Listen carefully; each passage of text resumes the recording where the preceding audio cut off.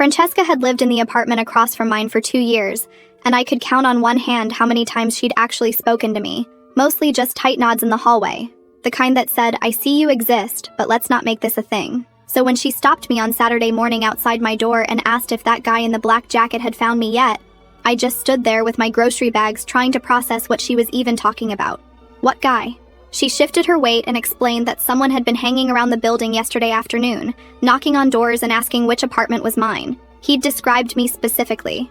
Brown hair, early 20s, drives the silver Lexus in spot 47. When he got to her door, she'd told him she didn't know anything because that's what you tell random strangers asking about your neighbors. But she thought I should probably know someone was looking for me that specifically. I thanked her and she disappeared back into her apartment before I could ask anything else. I stood there in the hallway trying to figure out who would send someone to find me, instead of just texting or calling like a normal person. My mom hadn't mentioned sending anyone. My dad lived 3 states away in Ohio, and definitely would have told me if he'd hired some kind of courier service or whatever. I called my brother Reggie on my way inside and he laughed, told me I was being paranoid, that it was probably just a delivery guy who couldn't find the right apartment and gave up. But delivery guys don't describe you physically. They have a tracking number and an address. They leave the package at the office or by your door and they move on to the next stop. I texted Cassandra because we'd been planning to meet up that afternoon anyway. She responded almost immediately saying it was actually weird I'd brought that up. She'd seen someone matching that exact description outside the CVS near campus on Thursday. A guy in a black jacket just standing by the entrance like he was waiting for someone, but not really looking at his phone or doing anything, just watching people come and go. She'd noticed him because he'd been there for at least 20 minutes while she was shopping and was still there when she left. She hadn't thought much about it until right now. The CVS was 6 blocks from my apartment. It wasn't on the way to anywhere I regularly went. You don't just end up standing outside a random CVS for 20 minutes unless you're waiting for something specific. I asked what else she remembered about him. She said average height, maybe early 30s, dark hair, nothing that stood out about his face, but he had this way of standing. Really still, really focused. That made her think he was looking for someone in particular. She'd figured it was some weird dating app meetup situation and forgotten about it. 2 sightings in 2 days. Both in places I actually went to regularly. Both matching the same description. I called Reggie back and told him this wasn't me being paranoid anymore. He got serious fast and mentioned that he'd actually noticed a car he didn't recognize parked across from his house yesterday. Dark blue or black sedan with tinted windows. But he'd assumed it was someone visiting the neighbors. Now he wasn't so sure. He told me to stay inside, keep my doors locked, and he'd drive up from Frederick tomorrow morning to figure this out with me. I couldn't just sit there doing nothing. I pulled up my blinds just enough to angle myself so I could see the parking lot without being obvious about it, and I waited. For about 40 minutes, I saw nothing except normal Saturday afternoon activity. Mrs. Flores from Building C walking her ancient beagle, 2 teenagers doing tricks on skateboards by the mailboxes, someone loading furniture into a U-Haul. Then I saw him. Black jacket, dark jeans, hands shoved in his pockets, standing near the dumpster enclosure like he had every right to be there. He wasn't looking at his phone. He wasn't smoking. He wasn't doing anything except watching my building with this patient, measured focus that made my skin crawl. I grabbed my keys and my phone and went downstairs before I could talk myself out of it. The smart thing would have been to call the police, but what would I even say? There's a man standing near the dumpsters? He hasn't done anything illegal. He's just there.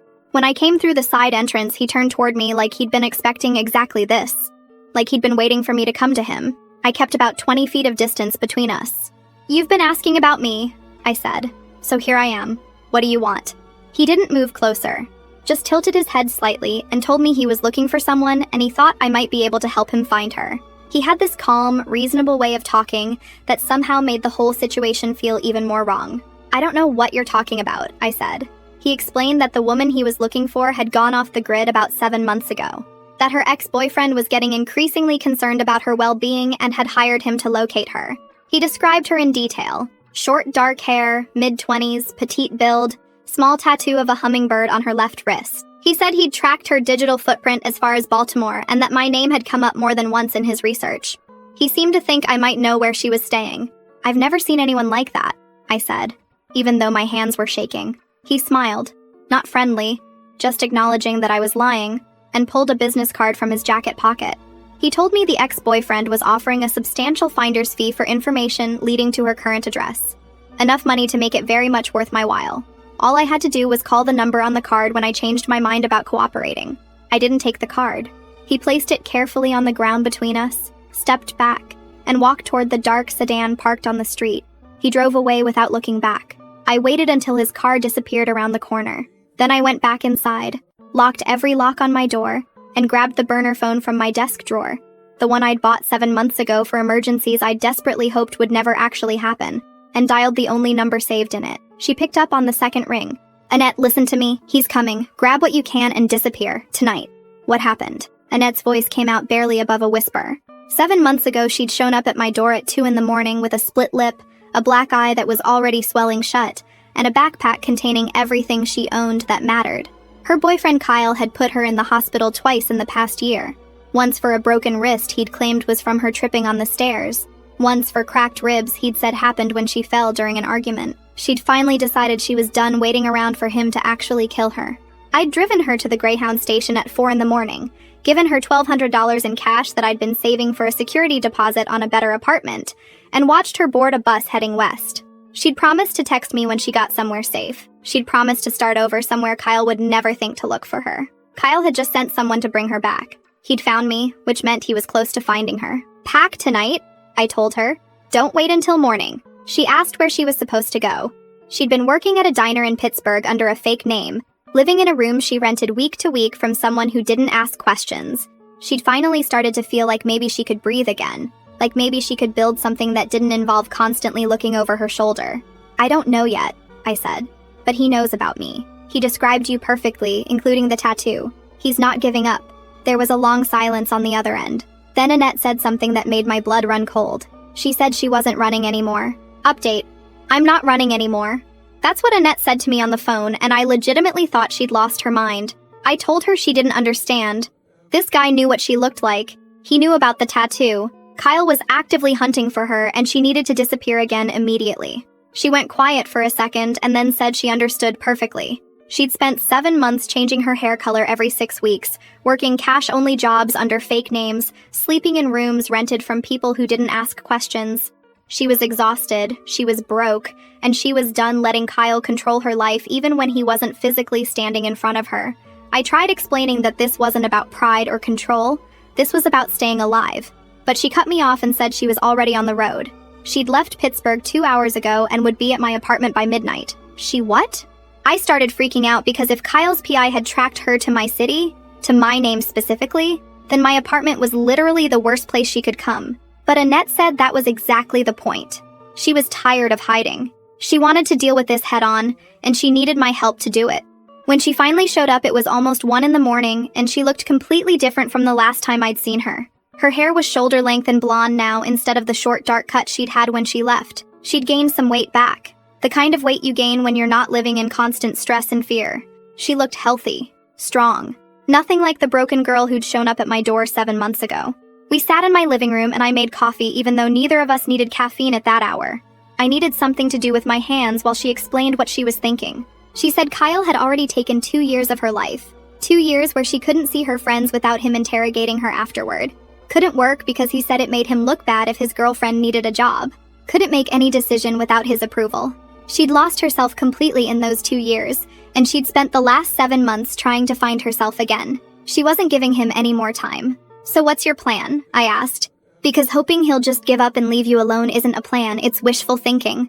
Annette pulled out her old phone, the one she'd left behind when she ran. She said she'd been keeping the account active, paying the bill every month with a prepaid card she bought with cash. She'd never turned it on because she knew the second she did, Kyle would be able to track it. But now she wanted him to find her. On her terms, not his. I stared at her like she was speaking another language. "You want to use yourself as bait?" She said it wasn't bait. It was taking back control. She'd turn on the phone, let him see she was in Baltimore, and force a confrontation in a public place where he couldn't touch her without witnesses. She wanted to look him in the face and tell him she was done, that she was filing for a protective order, that if he came near her again, she'd make sure everyone knew exactly what kind of person he was. "This is how people get killed," I told her. "You think a piece of paper is going to stop a man who put you in the hospital twice?" She looked at me with this expression I'd never seen on her before. Determined, almost fierce. She said maybe it wouldn't stop him, but at least she'd stop running. At least she'd face him on her feet instead of spending the rest of her life looking over her shoulder. I wanted to shake her. I wanted to put her back in my car and drive her somewhere even further away. But I also knew that look. I'd seen it once before.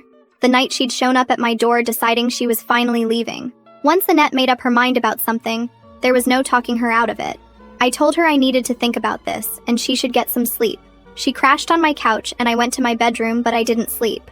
I kept thinking about that PI standing by the dumpsters, about the way he'd smiled when I lied to him, about how he'd known exactly what Annette looked like, down to a tattoo most people wouldn't even notice. Around 7 in the morning, my phone rang. Reggie. I answered and immediately knew something was wrong from his voice. That guy came to my house, he said. My entire body went cold. What? Reggie explained that someone matching the PI's description had knocked on his door yesterday evening. When Reggie opened it, the guy had smiled all friendly and asked if he knew where his sister was. Reggie had told him I was fine and it was none of his business. The guy's smile had disappeared and he'd said he wasn't asking about me. He was asking about the girl I was helping hide from her boyfriend. Reggie had told him to get off his property. The guy had taken a step back, but before leaving, he'd mentioned that interfering with someone's relationship, helping a woman run away from her partner, could have serious consequences. Not just for me, but for my whole family. He'd made a point of mentioning that Reggie had 2 kids, 6 and 8 years old, and it would be a shame if this situation affected them. I felt like I was going to be sick. Kyle was threatening my brother's kids now. He was dragging my entire family into this because I'd helped someone escape him. Reggie was pissed. He wanted to file a police report, wanted to drive up to Baltimore immediately, and help me figure this out. I told him to stay home with his family and lock his doors, and I'd call him back. When I came out of my bedroom, Annette was already awake, sitting on the couch looking at her old phone like it was a bomb. She asked if I was okay, and I told her what Reggie had said. Her face went white. "This is exactly why I need to face him," she said. "Because Kyle isn't going to stop. He'll keep escalating, keep threatening anyone connected to me, until he gets what he wants. The only way to end this is to confront it directly. Or you could disappear completely," I said. "Change your name legally, move somewhere he'd never think to look, actually start over instead of putting yourself in danger." She stood up and started pacing around my living room. She said she'd thought about that constantly for 7 months. But running forever meant never using her real name, never having a real job with benefits or a future, never reconnecting with her own family because Kyle had convinced them she was unstable and dramatic. It meant living half a life indefinitely. She was done with that. Before I could respond, Cassandra showed up. I'd texted her the night before about Annette being here and she'd taken the morning off work to come over. When she walked in and saw both of us, she immediately asked what happened because apparently we both looked terrible. I explained everything. The PI at my building, him going to Reggie's house, Annette's plan to turn on her phone and force a confrontation with Kyle. Cassandra sat down heavily on my couch and asked if Annette had lost her mind. "Finally, someone with sense," I said. But then Cassandra surprised me. She asked what Annette was planning exactly. Not whether she should do it, but how. Annette explained she wanted to meet Kyle somewhere public. Lots of people, security cameras, witnesses. She wanted to tell him face-to-face that she was filing for a protective order, and that if he continued harassing her or anyone connected to her, she'd go to the police with everything. Photos of her injuries from when they were together, hospital records, witness statements from neighbors who'd heard them fighting. "You kept evidence?" Cassandra asked. Annette nodded. She said she'd been documenting things for the last year of their relationship. Not because she'd planned to leave, but because Kyle had convinced her she was crazy, and she'd needed proof that she wasn't imagining how bad things were. She had photos on an old laptop she'd left at her mom's house. She had medical records. She had text messages where Kyle had apologized after hurting her, promising it would never happen again. "So you do have leverage," Cassandra said. I interrupted and said it didn't matter how much evidence she had if Kyle showed up and killed her in a parking lot. This wasn't a legal negotiation. This was a dangerous man who didn't follow normal rules. Cassandra looked at me and said that was exactly why we needed to be there with her. Not to fight Kyle physically, but to be witnesses. To record everything. To make sure he couldn't do anything without it being documented and seen. "We?" I asked. She said obviously she wasn't letting Annette do this alone. If Annette was set on confronting Kyle, then we needed to make sure it happened as safely as possible. Public location, multiple witnesses, phones ready to record and call 911 if needed. I looked back and forth between them like they'd both gone insane. This is the worst idea I've ever heard. But even as I said it, I knew I wasn't going to let Annette do this alone either. She'd come to me 7 months ago because she'd had nowhere else to go. I'd helped her leave because it was the right thing to do. If she was determined to face Kyle now, I couldn't just abandon her. What followed was the most surreal planning session of my life. Three women sitting around my coffee table on a Sunday morning trying to figure out the safest way to confront an abusive ex-boyfriend. Cassandra pulled up her laptop and started researching Maryland protective order procedures. Annette made a list of everything she had for evidence. I mostly sat there feeling like we were planning something that was going to get us all hurt, or worse. Annette wanted to do it Tuesday.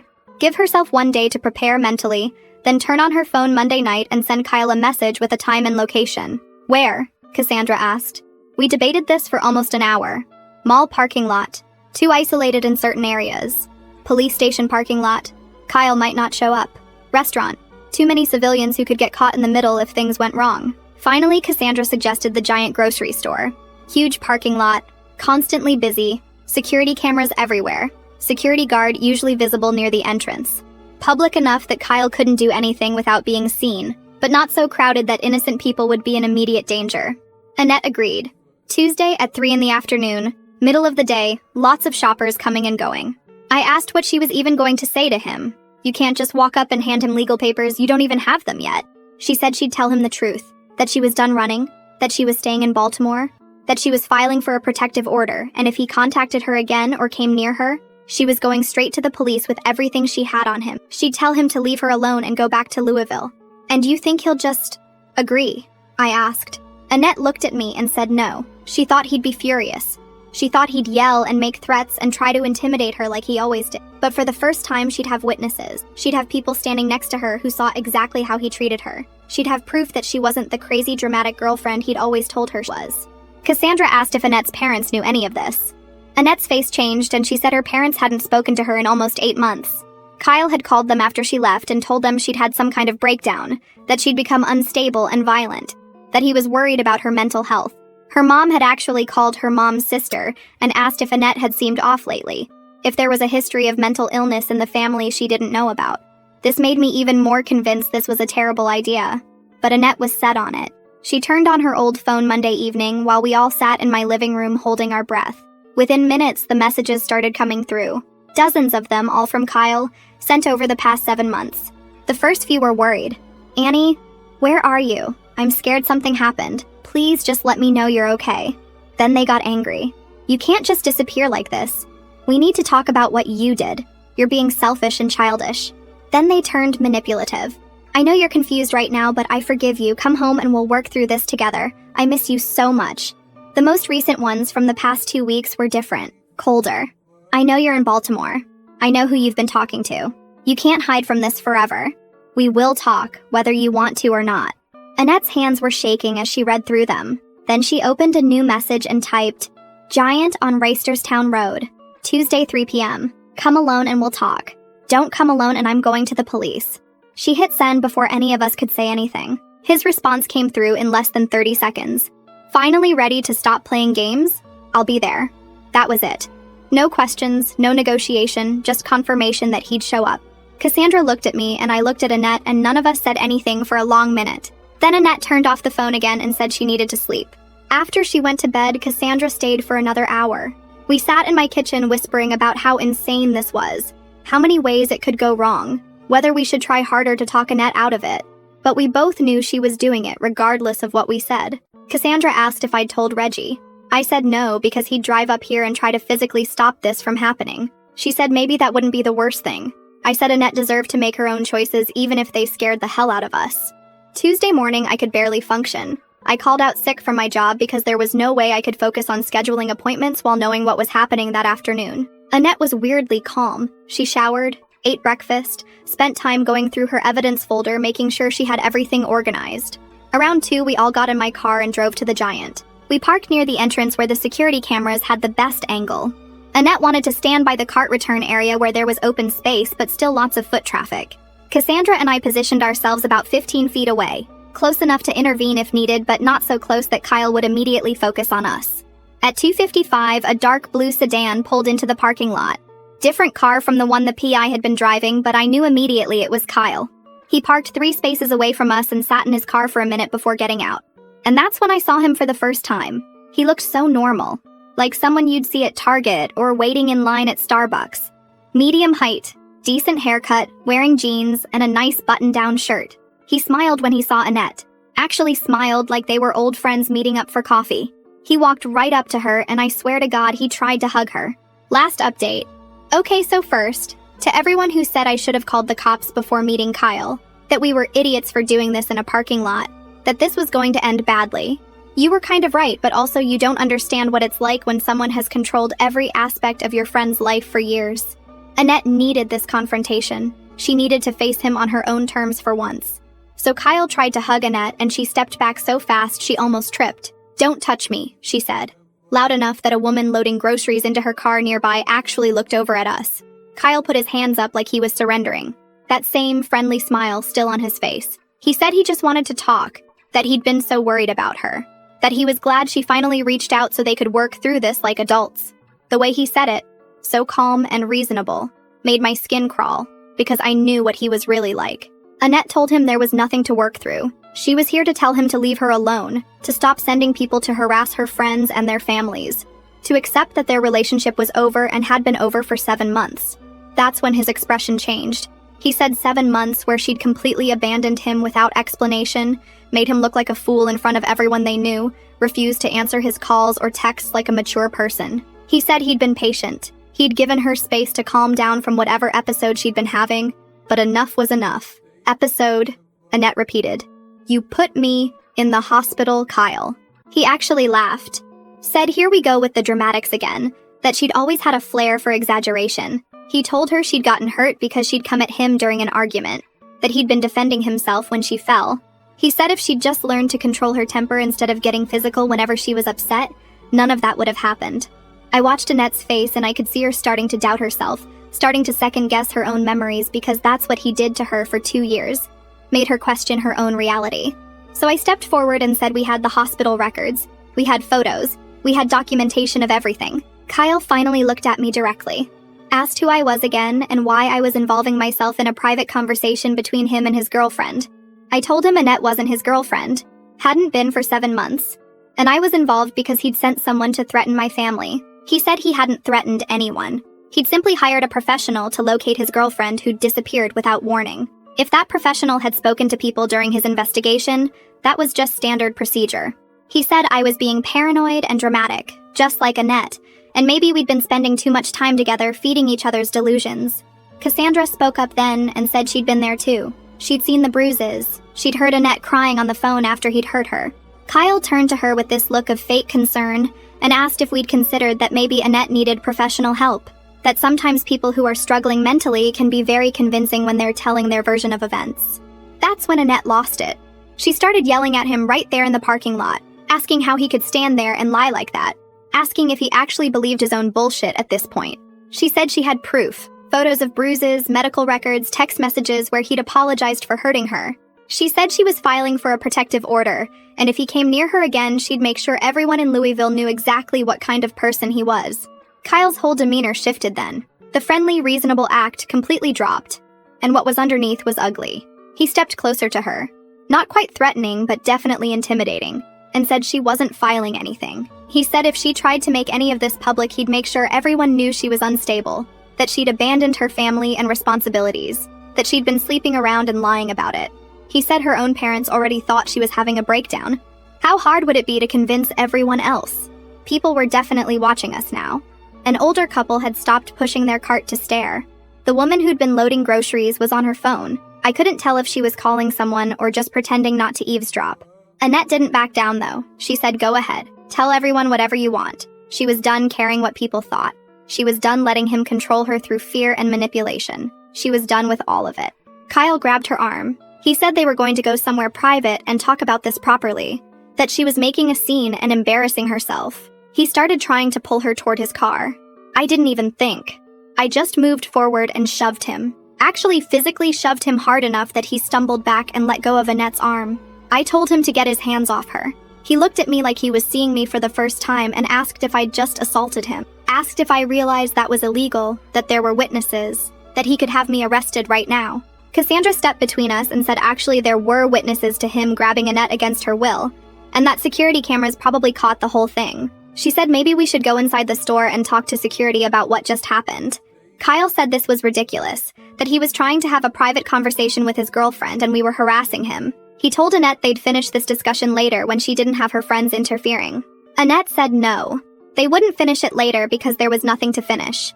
She was staying in Baltimore, she was filing for a protective order, and if he contacted her again in any way, she was going to the police with everything she had. She said it clearly and firmly, and I was so proud of her in that moment. Kyle stared at her for a long minute. Then he said fine, if that's how she wanted to play this. He said she'd regret making an enemy out of him, that she had no idea what he was capable of when someone crossed him. He said he'd been nice so far, patient, understanding, but if she wanted to do this the hard way, they could do it the hard way. He got in his car and drove away.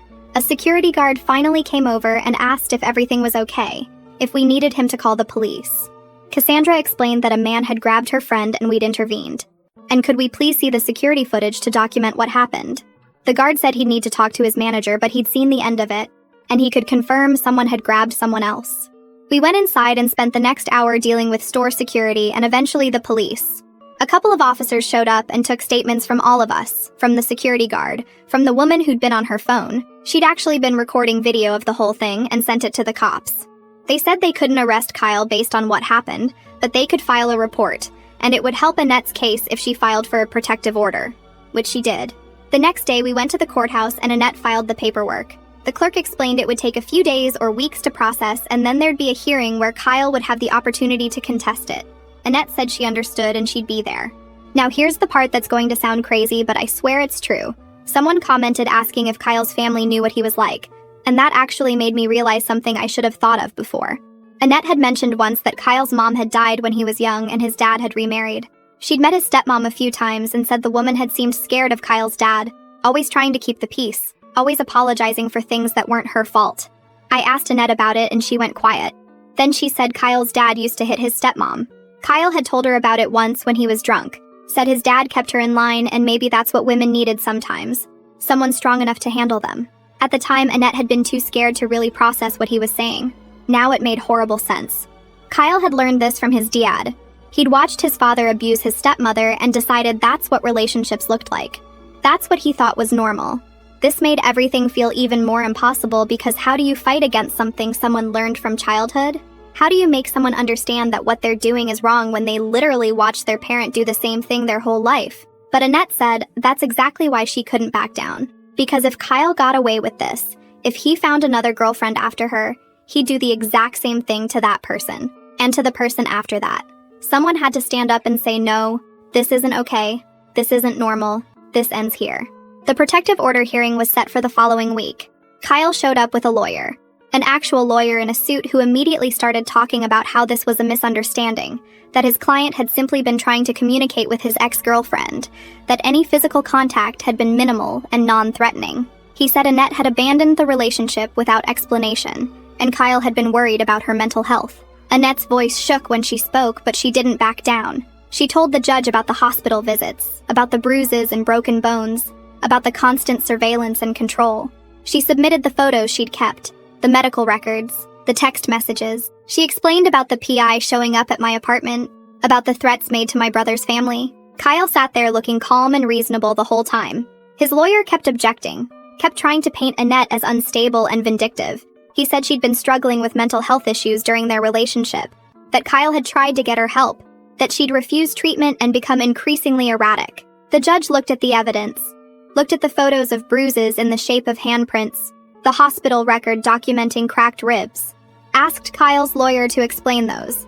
The lawyer said arguments sometimes became physical when both parties lost their tempers, that his client deeply regretted any time things had escalated, but that didn't make him an abuser. He said Annette had been just as aggressive during their fights.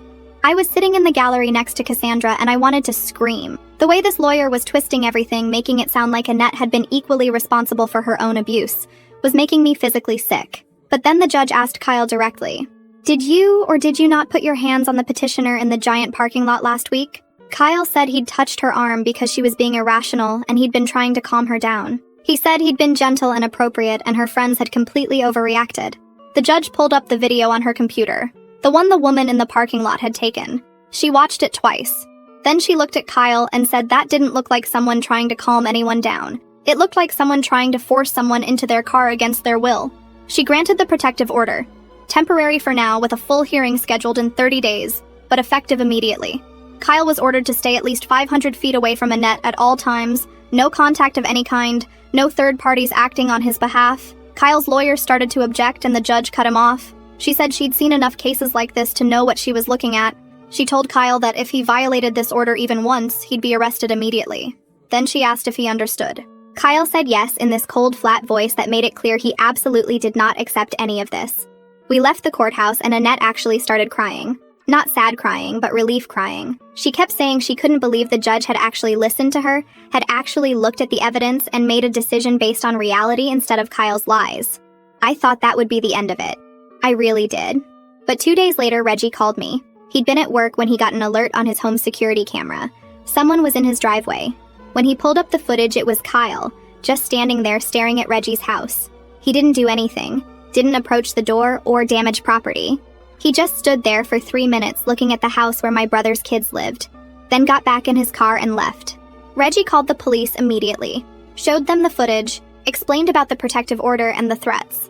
They said since Kyle hadn't technically violated the order, it only covered contact with Annette, not with her friend's family members. They couldn't arrest him. That's when I realized Kyle was trying to send a message. He couldn't get to Annette directly anymore, so he was making sure we all knew he could still reach the people we cared about.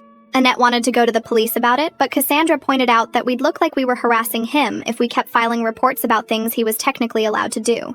We needed to be smarter about this. So here's where we are now. Annette is staying with me temporarily until she can find her own place. She's working with a victim's advocate to prepare for the full protective order hearing next month. She's been applying for jobs under her real name for the first time in months. She's slowly starting to rebuild a life that isn't defined by running or hiding. Kyle hasn't contacted her directly since the courthouse, but he's been liking old photos on social media accounts. Mutual friends from Louisville who still follow both of them. Just enough to remind her he's still watching, still there. We're all just waiting to see what Kyle does next. And the thing that keeps me up at night is knowing that the protective order is just paper. It doesn't actually physically prevent Kyle from doing anything. It just means he'll face consequences if he does. But consequences only matter if you're alive to see them enforced. Edit. Someone in the comments asked if this is really over, and honestly, I don't know. I want to believe Kyle will eventually move on, find someone else to obsess over, leave Annette alone. But I also know men like him don't just give up when they lose control of something they think belongs to them.